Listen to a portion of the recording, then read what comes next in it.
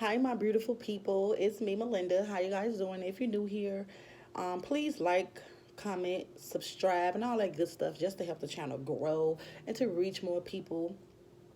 This is my channel, and I just use it to share my journey, my spiritual journey, and the things that I learned with you all, and to bring some positivity to you, and to also just be an inspiration if I can, touch a few hearts and shed some light.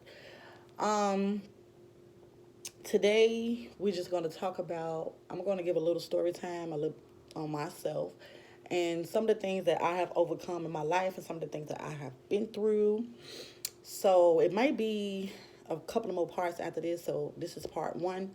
Um, so I'm just going to start from my adult life. Well, I'll give a little backstory on me being a teenager. So as a teenager, I always been loving and caring. I always felt different in like when I be around people, I felt different, but I didn't think nothing of it. I just thought maybe I was sick or something. The stomach aches, the headaches, and feeling like depressed sometimes, or feeling angry sometimes when I'm around certain people.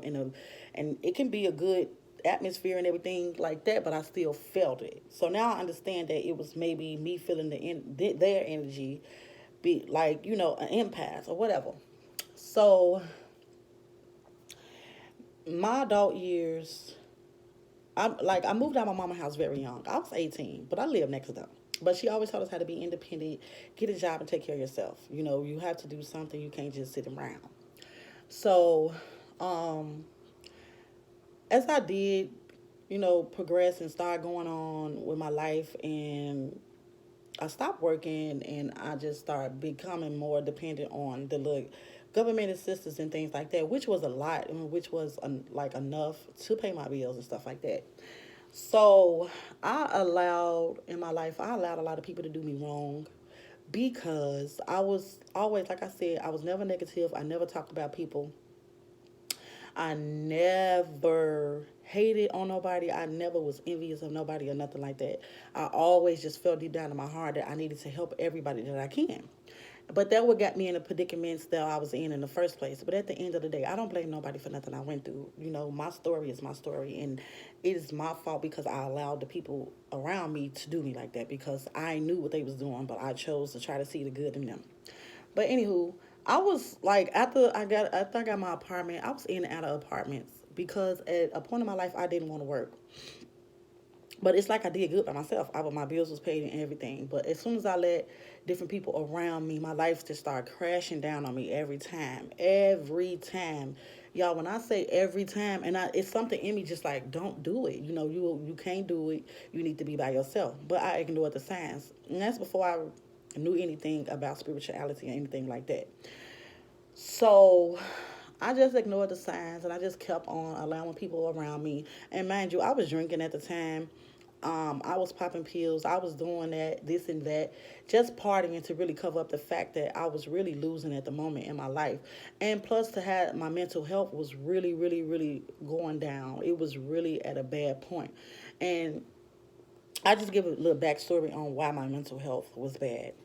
My mental health was bad because as a kid, I struggled in school.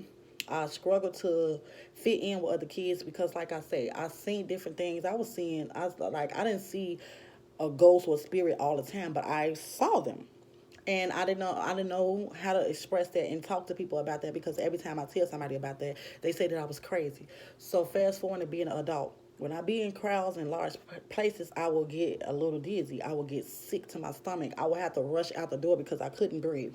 Okay, so that caused me to just stay in the house all the time and to just be in my house alone. Or I did have people around you because, like I said, I have 8 sisters, so it was always somebody at my house anyway. And so that caused me to just put myself in a shell because I had nobody to talk to. I was really into even as a teenager, wanting to clean up the earth. I always felt a connection with the earth. I got teased about that. So everything that I like to do and everything that I wanted to talk about, I had to suppress that. I had to not talk about it because I had nobody to relate to what I was talking about. Everybody always called me weird, and everybody was like, "You tweaking, you tripping, girl. Don't nobody want to hear that ish," stuff like that. So as a teenager, I started drinking as a teenager. So back to my adult life. I just became very dependent on liquor, alcohol, whatever you want to call it. Even if I wasn't drinking every day, when I did drink, I was drunk. I was drunk to the fact sometimes I would pee on myself. Okay, and that's a part of me that I'm not scared to share because that's my story. I'm not in that space no more, and there's no judgment here. And if you do judge me, that's on you. That just shows your character.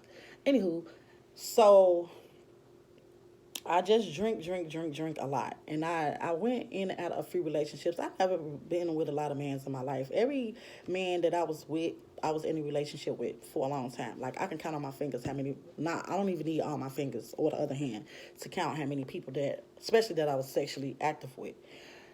So I went through that for a long time with the liquor, and it's like I was always called to stop. I would only stop sometimes if the person that I was in a relationship with went to jail or something like that. That's stupid, but it's like I would start healing myself. But then when I get back into a relationship, I would start doing the same thing over and over again. And the reason being why I was doing the same thing over again, because that's what they was doing. Everybody was drinking and popping pills. And I was just like, okay, is this what he doing? We together. In order for me to even be on his level, I need to just get me a little drink, and then I want the pill. Nobody shoved it down my throat. I did it on my own. And I know that sounds really, really stupid. To me right now, it sounds really, really stupid.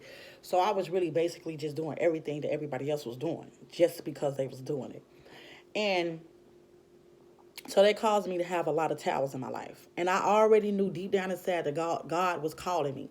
I knew this already. I talked to myself about this 1,000 times. Like, God, I'm going to be done with it in a minute. I'm just not ready right now. I'm still young. I just want to live my life. Could y'all believe that? Anyway, that's crazy to me now that I'm saying it out my mouth. But it caused me to be homeless on and off for years. I have an apartment for a minute and then lose it. Be homeless, living back with people. And, mind you, it be the same people that needed me. They needed me, and then I needed them. Or I needed them, then they needed me. But every time I needed them, baby, they treated me like crap. And it's like everybody that I loved and I was nice to treated me like shit. And I don't know if they realized that they really did treat me like shit but some people not never gonna own up to what they did. They may be like, well, she tripping. I ain't nobody do that. Yeah, treated me like shit, like I was an outcast. Treated me like I didn't belong there. When you offered me to be there, I never asked nobody, can I stay with them? They always say, you can come over here. You don't be doing nothing, you be chilling, you clean up, you do this, you do that, just give me some stamps, give me some rent, and cool. But it's like every time that I did that and gave people my money right after that, or after they spent it, they want to try to treat me and my kids like we was nothing. And that hurt. And that hurt to still talk about because, like, how you going to treat your family like that? And if you need anything, I will give you the shirt off my back. Like, how could you do that to me? So I went through that for a minute, a long time, many years, y'all. I put myself through that. And I think now, me knowing the knowledge that I know, it was because God was calling me to go other places and not do things that, like, with the people, not to take the people in that I was taking in, but I still did it because that's what I believe was right. Because I believe that you're supposed to be selfless and you're supposed to help people. You're supposed to put people before you because that's how you get, that's how you, that's just how I was anyway. Okay, so I had became very depressed to the point where I wanted to underline myself, but I knew that I wasn't gonna do that because I didn't want to go to hell. That's when I was like, I wasn't really into church like that. I never really wanted to go, but I always read the Bible. Um, and but I went to the doctor. I got to seeing the psychiatrist. It really wasn't helping. Only thing she was doing was upping the doses of my medication. I tried it. It didn't work for me. It had me too doped up. I had bad anxiety. Like, I was going through it, y'all. And so I just was crying. And my mama was just like, you got to surrender everything. You have to surrender everything over to Jesus. You can't handle it. That's what he was sacrificed for or whatever. So I did it, and it really didn't work. And all of the praying I was doing really didn't work. Even when I would fast and stop doing things, it still really wasn't working. And fast forward to me living in my another apartment down there. I lived in the basement, and down there I had became very, very. I wasn't really depressed no more. If I was, but I was drinking. So once I drink, I didn't feel the depression anymore. Once I popped the pill, I wasn't feeling that anymore. So I wasn't paying rent. We got put out, and that was the last apartment I ever got put out of. And y'all, that wasn't that long ago. That was like 3.5 years ago. So I was down there just like I said, popping pills, drinking, and doing all the shit that I know I wasn't supposed to be doing. But that was the only thing that I can like use to take to for escape, y'all. And you know, now that I think about it, after everything that I have been through, it's more to the story than that. But I don't have, I don't want to even go through all that because then I'm gonna be crying. But it's just the moral of the story is the people that I was around that I loved the most really, really dragged me through the dirt. Just used me and abused me. I have a sister. I'm not gonna say her name, but we was really close. I thought we was really close. She did unemployment in my name and stole $22,000 and some change from me. And at the time, I was homeless. And y'all don't know how that feels for somebody that you trust and love to do that. And mind y'all, she didn't only do that, she did that. She took a picture of my credit card and ordered $300 worth of stuff off Amazon. And was talking to me every day on the phone. We was talking for hours and hours about our kids and what we gonna buy our kids. I'm struggling about my kids shit, stuff for Christmas, and she's still getting an unemployment check every 2 weeks or a week. Still checking in, doing it. So that's another story time though. So that hurted me to the core, so I had to let her go. I cried and cried like a baby. You know how you cry when somebody died? That's how I cried because I knew I wasn't messing with her no more. And I can honestly say now that the headspace that I'm in, I still didn't want to send her to jail. I still didn't want to do none of those things. I still didn't want to do it because I didn't want to see her away from her kids, and I didn't want to see her hurt like that, even though she hurt me. And so back to what I was saying.